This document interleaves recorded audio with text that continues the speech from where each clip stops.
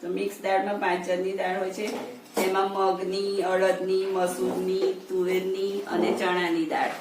એ 5 દાળ સરખા ભાગે લઈ અને તેને બાફવાની. તો જો દાળ બફાઈ ગઈ છે, તો હવે આપણે એનો મસાલો કરીશું. અને મસાલા માટે ડુંગળી, ટામેટું અને લસણિયું મરચાંની ચટણી, પછી ડુંગળી,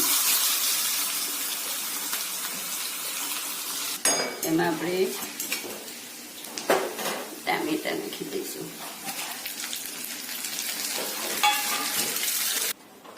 બફાઈ ગઈ.